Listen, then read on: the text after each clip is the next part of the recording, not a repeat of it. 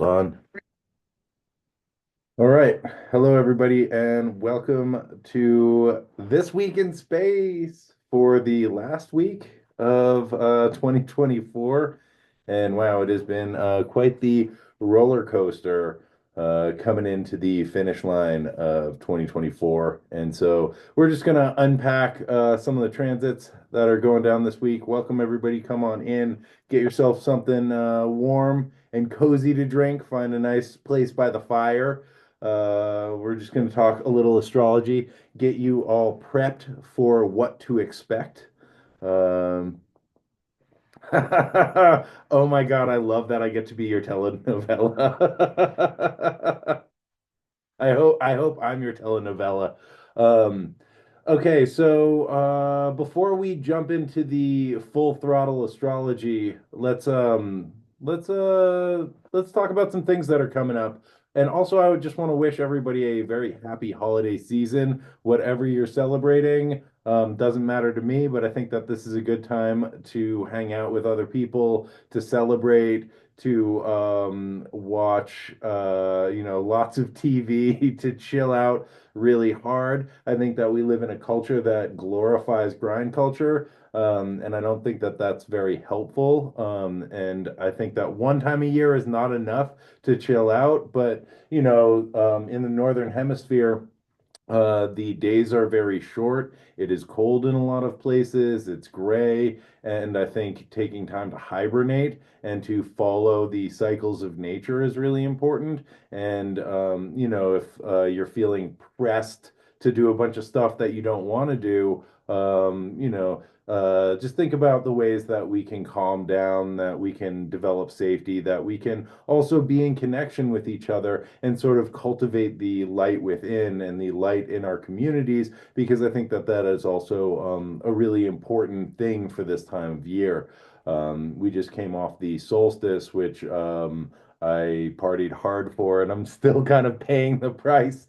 But that is a time where we are celebrating the return of the sun, the sort of death and rebirth of the sun, right? So this is the darkest time of year in the Northern Hemisphere when we have to kind of cultivate that light within us and with each other through, eating and dancing and singing and partying and, whatever the ways are that you find to come together with other people and sort of bring our own internal embers to the collective fire and to sort of cultivate that and honor the both the dark time, the resting time, and also the rebirth of the light. And it's all uphill from here as the days begin to get longer, second by second, moment by moment, minute by minute.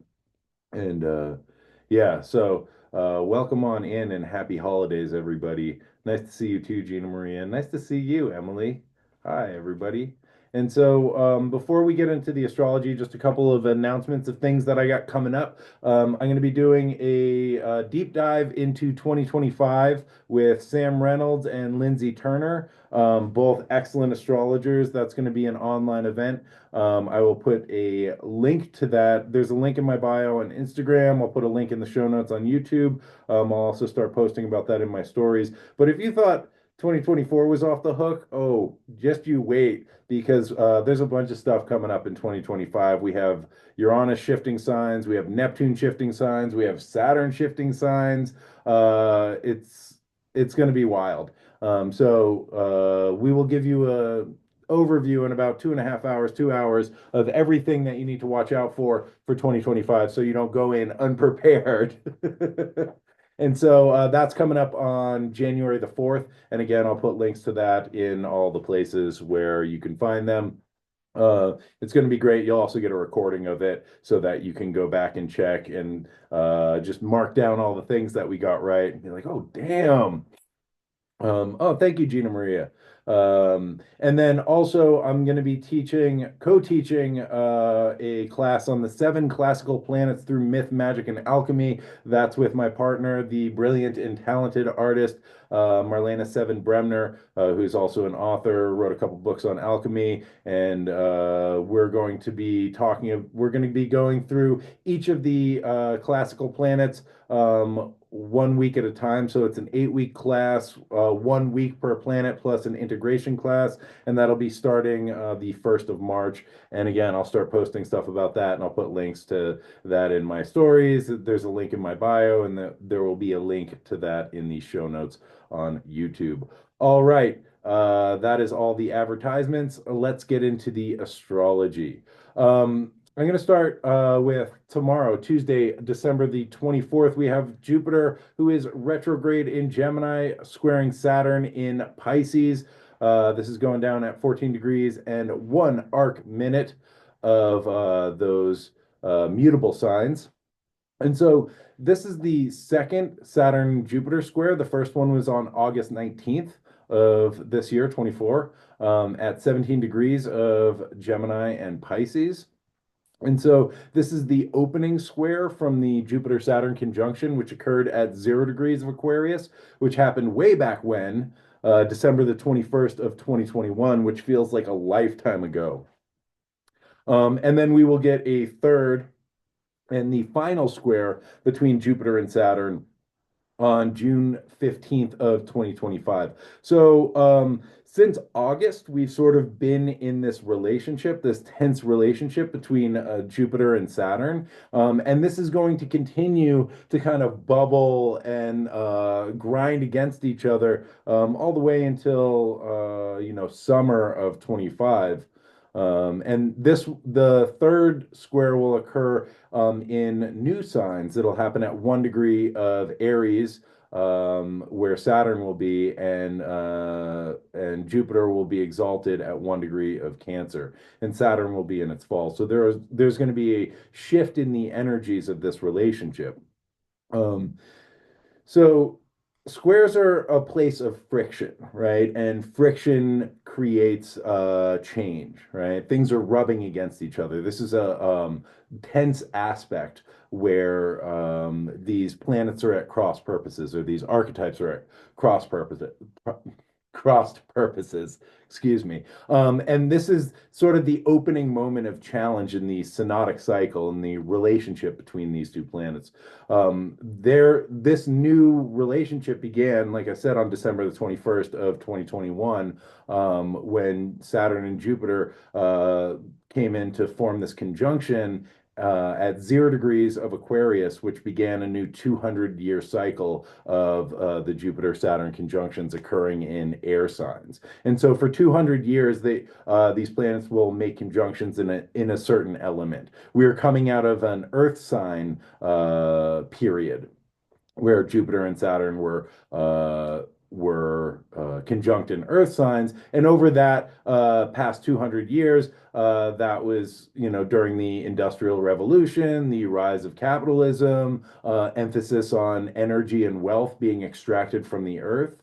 And so the last time Jupiter and Saturn were making their conjunctions in air signs, the windmill was invented, which is kind of interesting. Also, the Gothic arch was invented, which allowed for taller buildings and began the Gothic architectural movement, which marked a shift from the more like Romanesque architecture, which was dominated by like squares and boxes, right? And with the arch, you get taller buildings and emphasis on air and space and light, which is sort of what the Jupiter-Saturn conjunctions in air signs are dealing with, is ideas of space, of air, of light, and also like energy from air, right? Energy from light.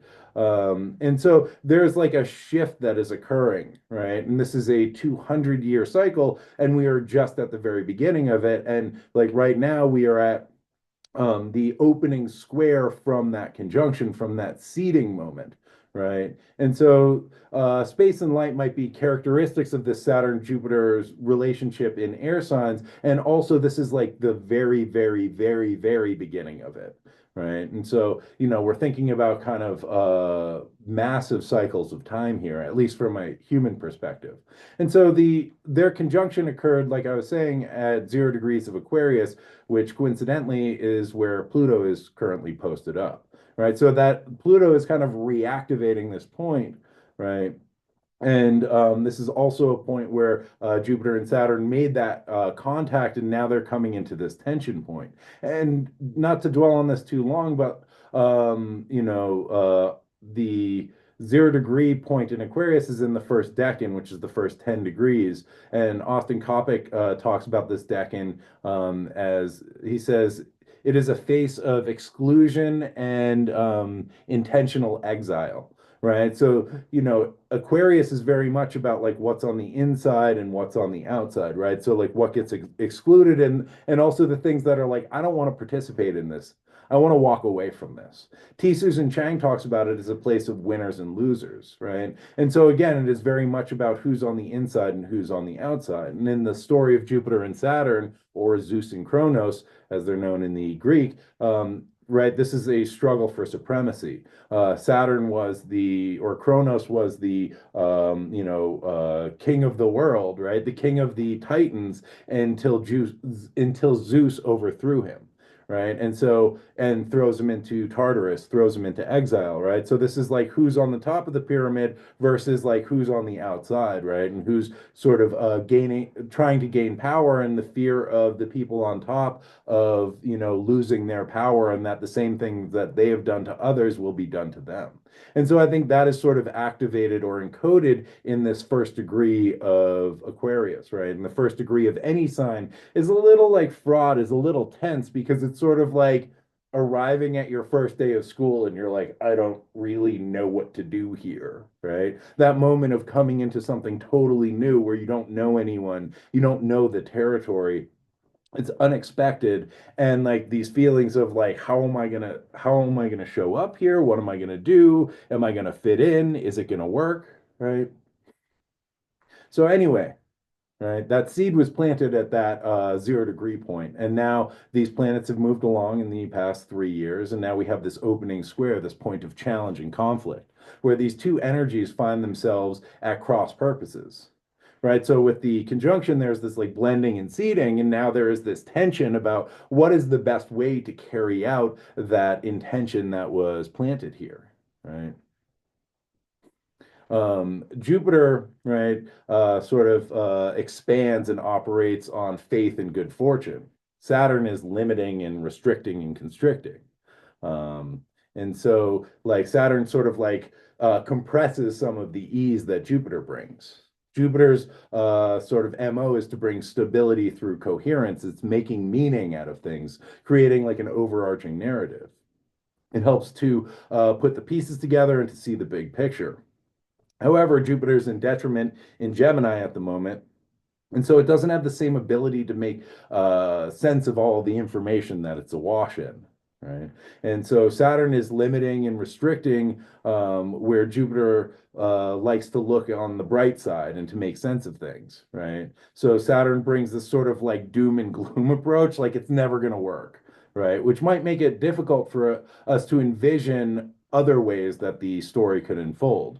And this kind of reminds me of this Slovo Žižek quote that it's easier to imagine the end of the world than it is to imagine the end of capitalism, right? So it's like, oh, it's never going to work, or I can't see a better way, right? So like, that's sort of this Saturnian influence, right? And that's the way that like Saturn kind of compresses that Jupiterian ability to make sense of the world and to construct new and potentially more helpful narratives. So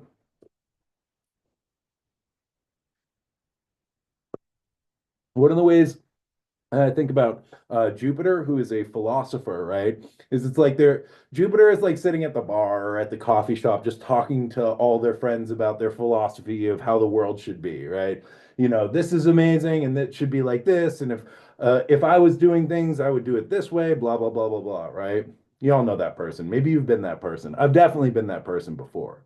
Saturn is the ability to get off the bar stool and to put those ideas into practice through doing the work on a consistent basis, to like dedicating oneself to being like, cool, I'm going to bring this into reality, either through writing books or like, taking actions, doing charitable work, et cetera, et cetera, et cetera. Right. Another way that I think about the Jupiter Saturn relationship is Saturn is concerned with our existence in the material world, right? And Jupiter has the faith that everything's going to be fine. Saturn says, am I going to be all right? Right? And like, where are my car keys? Right? And Jupiter's like, I'll be fine. They'll turn up later. I'll find them later. Don't worry about it. Right? Saturn's like, how much money do I have in my bank account? Jupiter's like, whatever, I don't check the price. All I do is swipe. Right. So it is that, needing to make sure everything's okay, and also the ability of acceptance or trust or faith. Right. And so we find ourselves at this tension point, right, where the need to construct safety and the need to be okay is sort of in tension, or creating some friction with our ability to be like, it's fine, it's going to be okay. And, in myself, I feel that to be very on point at this time, right? So, years ago, when I was just starting to, when I was a little wee baby astrologer, I had the good fortune to take a class with Stephen Forrest, who is a great evolutionary astrologer and was my first astrological teacher. And I got to be in this workshop about the relationship of Saturn and Jupiter. And he said Saturn was the ability to do the difficult work that we don't want to do the hard thing that we don't feel like doing. Very often for me, that's the dishes, right? And that's a place that I meet Saturn, is being like, the fucking dishes, right? And Jupiter is the place where, and this is coming back to Stephen Forrest, right? Jupiter is the place where we lack belief in ourselves, or where we're not asking for enough, right? So we can keep this in mind when thinking about this opening square. We may find ourselves being faced with the challenge of believing our own abilities and allowing ourselves to ask for more. And in order to do that, we might have to do the difficult work of believing that that's possible, right? Because asking for more can be really hard. And a lot of times I don't necessarily want to do that, right? I don't want to be like, "Oh, I deserve better," or like, "I can have more," or "this isn't okay." Right? It's a lot easier to just be like, "Well, I guess so." I can deal with it. Oh, don't look at me. I'll just be over here in the dark, right?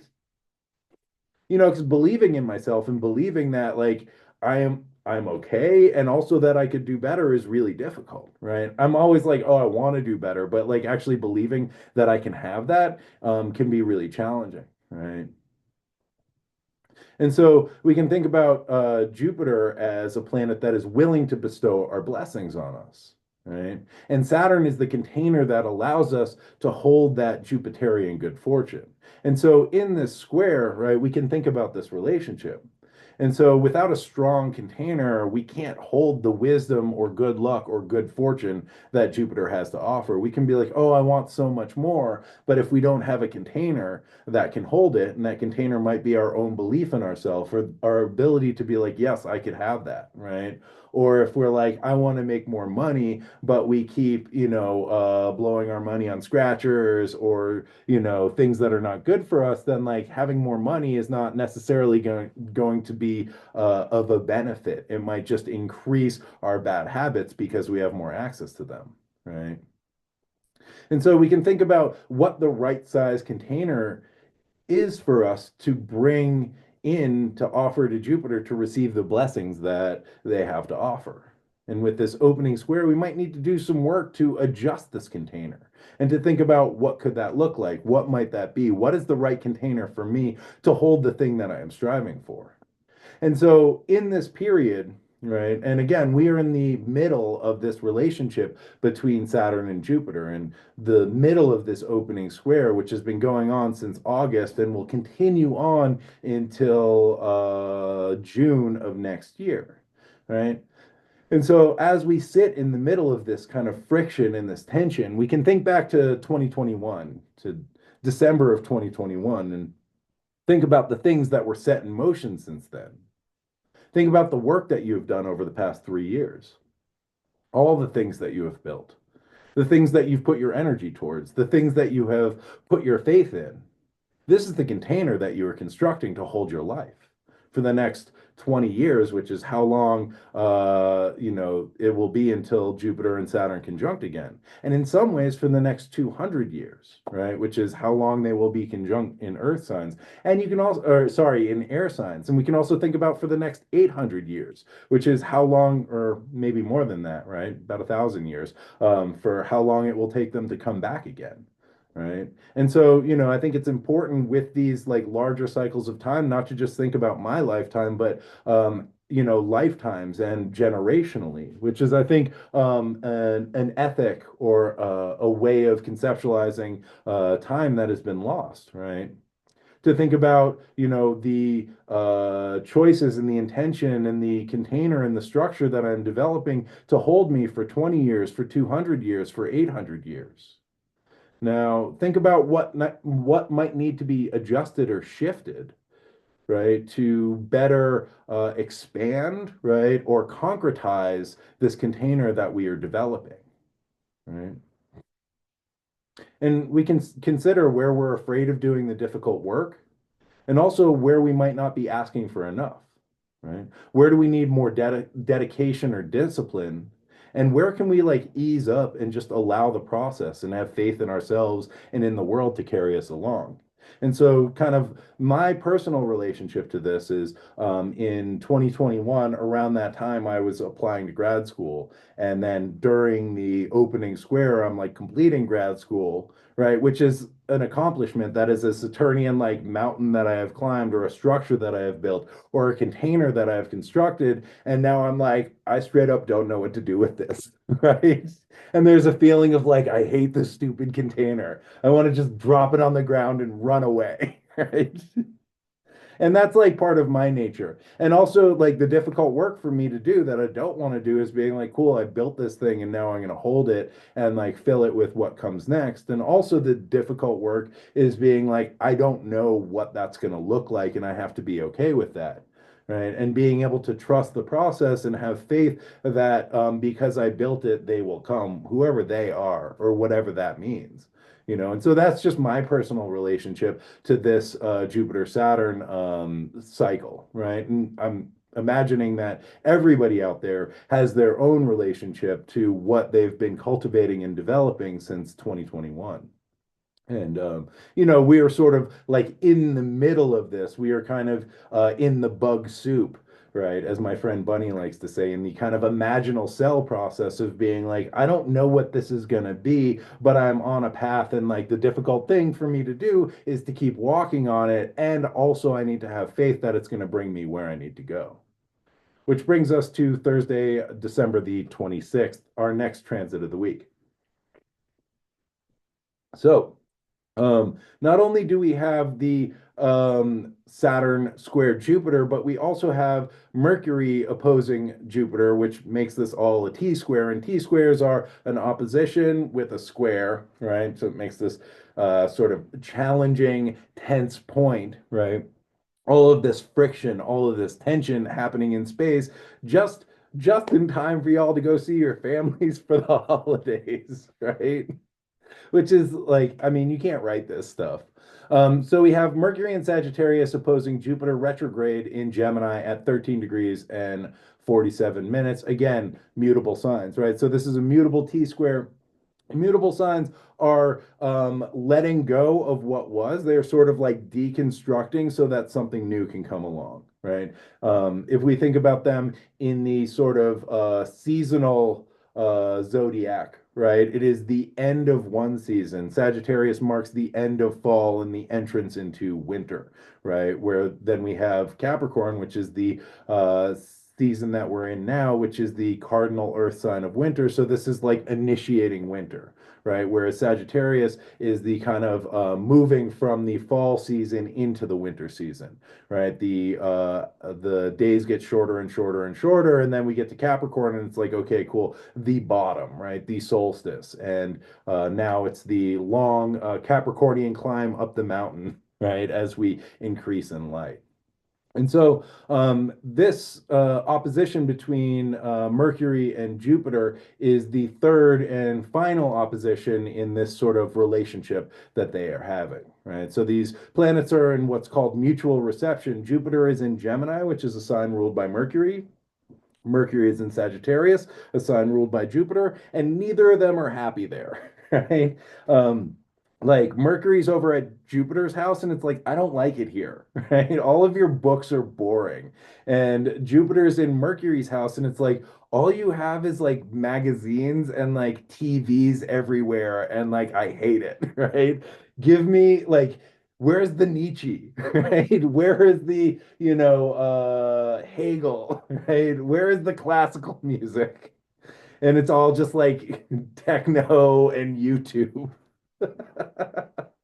And so they have a little issue. They have some trouble feeling comfortable in these spaces. It takes them a little bit longer to feel comfortable, and they kind of lack the resources that they need, right? Like Mercury is like the internet connection in Sagittarius is way too slow. Like I can't post all my vids. And Sagittarius or Jupiter is like, oh man, there's like none of the reference material that I need to write this thing in Mercury's house in Gemini. Like, this is so difficult. And so anyway, getting back to the point, the first of these oppositions was back on November the 18th. This was at 18 degrees of Sagittarius in Gemini. The second one was on December the 4th at 16 degrees. This one occurred during the Mercury retrograde. This is also the day that Brian Thompson, the CEO of United Health, was shot in New York. And so that's maybe a marker in time, and you can think about what was going on for you around that time, right? And so themes around December the 4th might be coming back up again, as well as themes from November the 18th might also be reactivated. So, again, this is the last pass of the Jupiter Mercury opposition. Jupiter in, no, I already said that. Blah, blah, blah. So, again, Jupiter is developing stability through coherence, right? And in Gemini, there's like a little bit too much information, and it makes it difficult for Jupiter to make a kind of overreaching narrative or a philosophy about what's happening, right? So it's difficult to make sense of the situation. And so one example of this is the kind of emerging details about Luigi Mangione, right, the alleged shooter of Brian Thompson. And Mangione, who's kind of like taken on folk hero status, which I think is like a very like mercurial thing, right? Mercury is a trickster, and I think that folk heroes are mercurial in a lot of ways, and Jupiter is a planet of expansion. So I think that the kind of folk hero status of Luigi is like being expanded by Jupiter, right? Also, Luigi's online profile and his political affiliations don't really fit neatly into any box, which I think has brought a lot of confusion to people in the media and maybe in culture. I'm not sure. Right, but because this person was not a leftist or like on the right, there and he like seems to be a normal person, right, who has like an array of different beliefs, like we all get to have, right? We all get to sort of have different sources that we draw from. We all get to have different beliefs that we adhere to, and we all get to change our minds. And life experience helps us evolve with our belief and our philosophy, right? But I think that there's this idea that like, oh, if a person believes one thing, they are this way, and I think that the Jupiter Mercury opposition is really challenging this, right? Um, and I think that there's the desire to like put things into boxes so that they can make sense. And I think that's sort of what Jupiter does. There is a philosophy. This thing fits here, this thing fits there, that thing fits there, like case closed, it's done. Right. And I think that Jupiter's time in Gemini has really challenged that. And I think that is really being accentuated with this opposition to Mercury. Right. And so I think that with this relationship, there's been a struggle to process all the information and make a real coherent picture about what's going on, right? Um,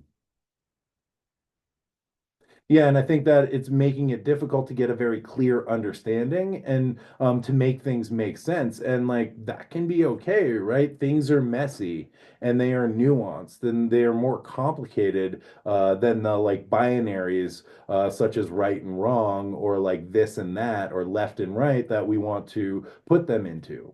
Right. Or maybe that's just like an unconscious trick that our mind plays. But Mercury, by their nature, is non-binary, right? They're a trickster, they're the psychopomp, right? And whereas Jupiter is expansive and deals with philosophy, right? We have this sly trickster who is opposing that ability to create meaning and philosophies. And every time Jupiter is like, here, it's like this is how it is. Mercury is like, but what about this, right? And like tosses something new in there, which really throws Jupiter off their game.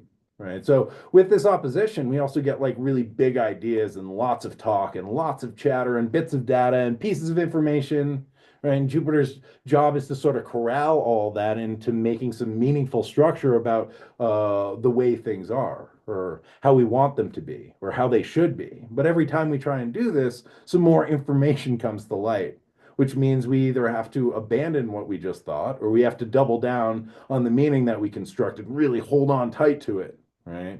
Or we have to allow something else. We have to develop the ability, or what we can do is develop the ability to sort of observe our thoughts and to be with what is unknown and kind of what is ambiguous, even though that can be really difficult, sort of like aliens. And I'm not saying that it's aliens, but it's probably aliens. Right. And so the last, or maybe the last thing that I want to say about this opposition, and I think that this moment is like pretty charged, is Jupiter can lead to inflation, right? So this transit, this opposition can give us like really big thoughts and ideas, right? It can inflate us, right? And there's a tendency to become kind of grandiose. Jupiter in the air sign of Gemini can inflate like a balloon and be spouting a lot of hot air, the so-called wise person who just talks and talks and talks without really knowing, right? Or just like generating memes without, or like sharing information without doing the research to back it up, right? And so we also might run into these wise people, right? Who can also inflate us or fill us with their hot air.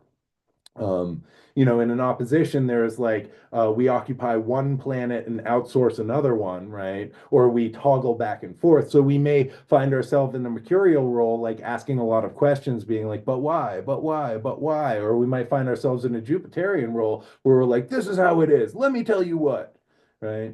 And like the kind of archetype of the person who is full of hot air, right? Or just like talking a lot without really knowing, I think is kind of interesting. And in alchemy, these were known as puffers, who were like kind of the fake alchemists who just like talked about all the stuff that they knew without really having the deep esoteric or alchemical knowledge. It'd be sort of the like alchemist in the bar who is like, oh, I can turn anything into gold. Like, oh, I can't do it right now.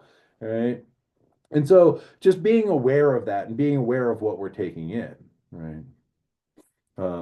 And so this is the third opposition of these two planets. So we might be starting to develop some perspective in the coming weeks, right? And in the coming days, there might be more of a sense of what things mean, right? We might get a little bit of perspective and be able to see the larger picture, even though Jupiter is going to be in Gemini in detriment for a while. So I think we're still going to be in this like splitting and separating and kind of like toggling between it's this or it's that, right? And really needing to cultivate that like secret third thing, right?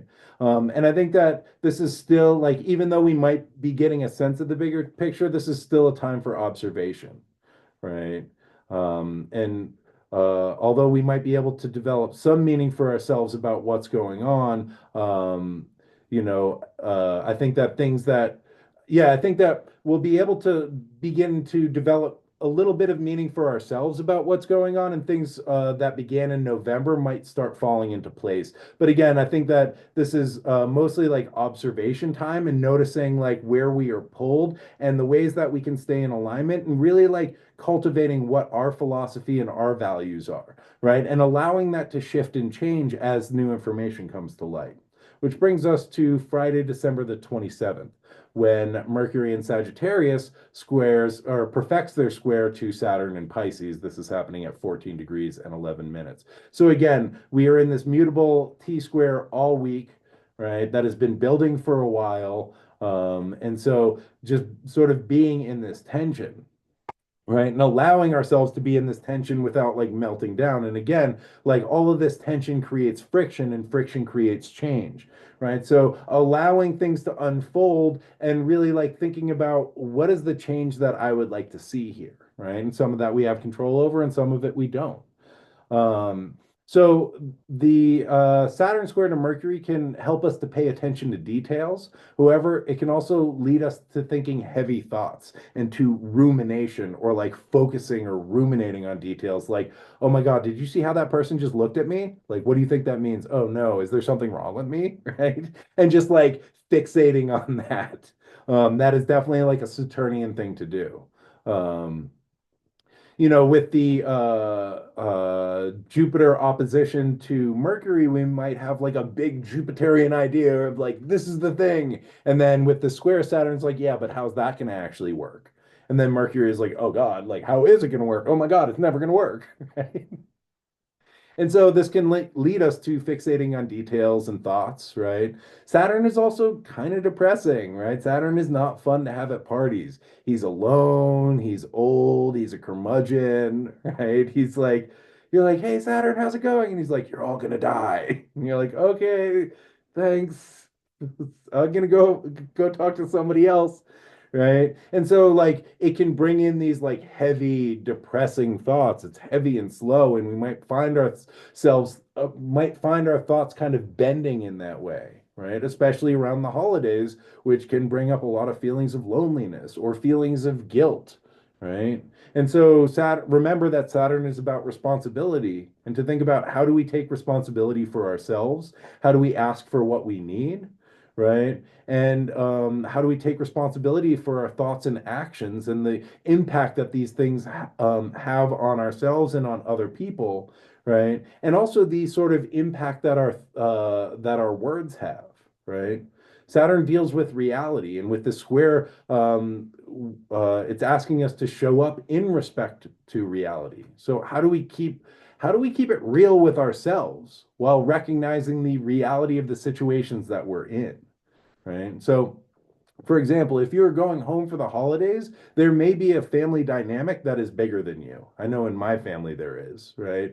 And so, how do we maintain our sense of self and stay honest and like stay real with ourselves, right? While, accepting the reality of the situation that we are in, right? And the reality of a situation that we might not have the power to change. This transit can also give our words more weight, and we may be asked to take responsibility for the things that we say and the impact that our words have on other people, right? And so we might have this like big Jupiterian, like, oh, I want to like blah, blah, blah, blah, blah, right? And then something that we say like offends or, depresses or impacts somebody else. And so how do we show up and kind of take responsibility for the things that we say to others and have the willingness to make amends, especially, I don't know, family dynamics are pretty fraught, and I think that the holidays are a very challenging time for a lot of people. There's a lot of like pressure here, and Saturn is a pretty pressurized planet. Right. I also think that thoughts and words are kind of a dime a dozen, right? But Saturn's job is to make things real. Saturn says talk is cheap, and if you're like, what are you going to do about it, right? And so if you're going to do something, Saturn says like you better show up and like actually do it. And coming off this Jupiter Mercury opposition, right?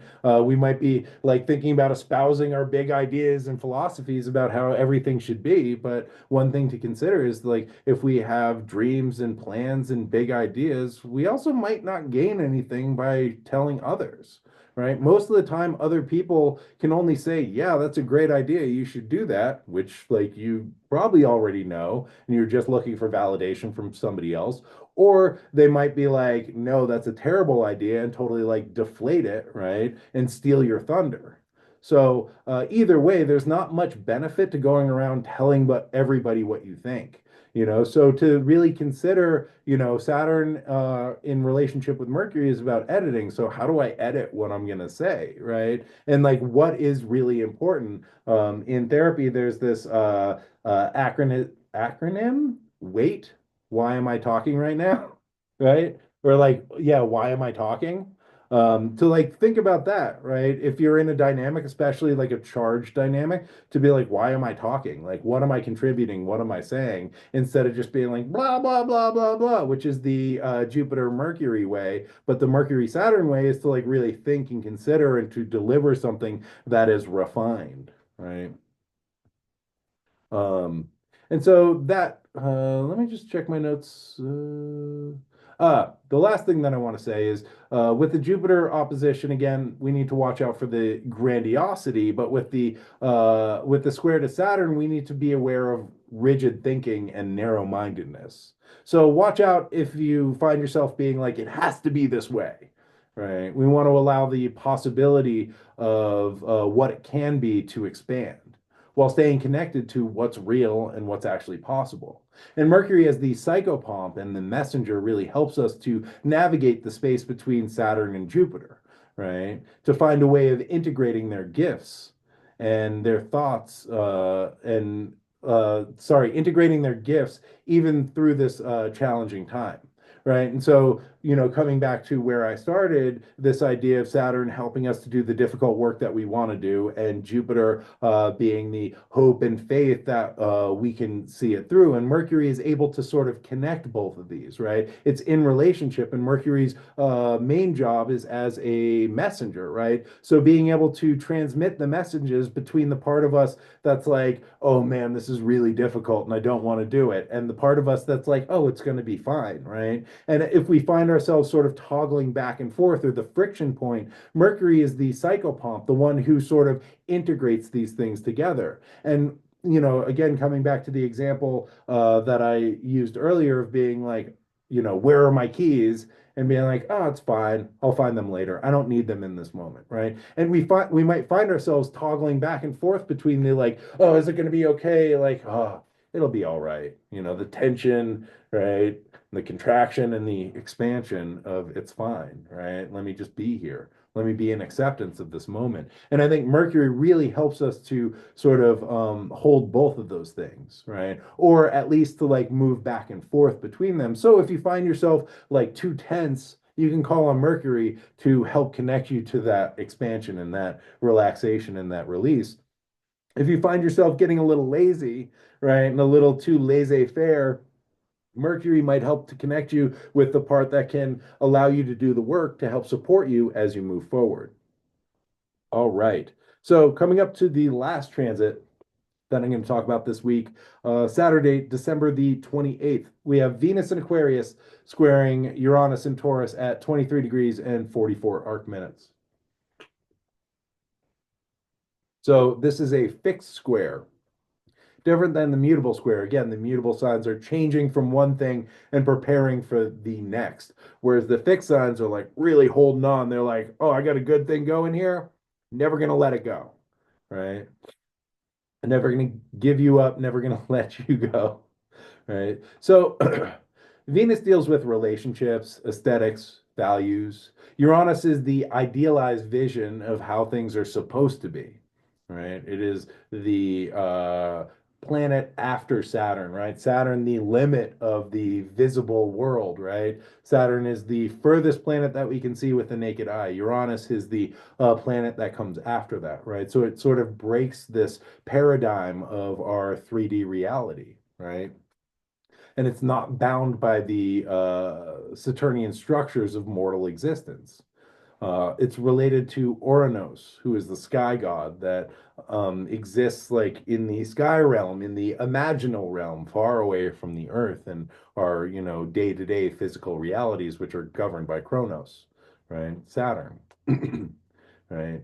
Oranos envisions things and comes up with the perfect vision of how things should be, but he's separated from, the realities down here, right? That us mere mortals have to deal with, right? And so the planet Uranus, the archetype is like this is how things should be. This is the vision of the perfect relationship or the perfect person or perfect work of art or perfect friendship, etc. And when these things don't live up to this perfect vision, Uranus can want to blow things up or flip the table and be like, oh, it's never going to work, right? I hate this. It's not perfect. Uh, so now this is happening, right? This tense relationship is again happening around the holidays when people may be with their families. And this is a very charged holiday, right? And people have a lot of expectations which may not meet up with actual reality. I know that in my family, like I don't like Christmas. My mom loves Christmas, right? And has this like perfect vision of what Christmas should be. I'm not going home for the holidays this year. I love my mom, but like it is very challenging for me to be around her during the holidays because she wants everything to be perfect. And when it's not that way, she gets very disappointed. But I don't think the perfect that she is thinking of is actually like possible in reality with these sort of physical constraints of living in a physical body in with having multiple people around who all have their own value system, which is a Venus thing, right? And so when we have this expectations about how something is supposed to be met with the reality of how things are, and also multiple value systems and multiple personalities, it can lead to people feeling some type of way, right? And so this is really important to keep in mind, right? So also, Oranos in the Greek mythology was the original bad dad, right? Every time he had a child with Gaia, the earth, they were not good enough for him. So he pushed them back down into the earth, right? He was like, oh, like this one has hundreds of hands. That's awful. Like pushes it back down into the earth. This one, Cyclops with just one eye. No way. Pushes it back down into the earth, right? And so I think that there is a component of Uranus, right? Looking through this archetype or this lens that like nothing is good enough for them, right? And in a hard aspect with Venus, which deals with love and relationships, this can be really difficult, right? Because it can mean that like no person or relationship is ever good enough, right? And And when we're around our families, we might feel like that as well, or our family might feel like that about us, right? This is not like the idealized family that I see on TV, right? And so my expectations of like how this holiday should be are not being met, right? So we might have like these realistic expectations about how we are hoping our loved ones show up or what they are expecting out of us, right? Our parents might be like, oh, why aren't you blah, blah, blah, blah, blah, right? Not living up to our parents' expectations, or we might not be living up to our expectations of our parents or family members to accept us or understand us, right? And I think that the tension really comes with these like high expectations and this unattainable ideal of perfection that Uranus brings to the party, right? And so the question that comes up for me, right, around this relationship between Venus and Uranus is how do we stay in alignment with our values while showing up in our relationship, right? And also, how do we hold the ideal of like what we want things to be while accepting the reality in all of its messiness, right? So, how do we cultivate this vision of what we want, right? And how do we move towards that while being able to be present in the world, right? And being able to be present in our relationships without needing to leave the world and sort of like, go into the sky realm, into the imaginal realm, right?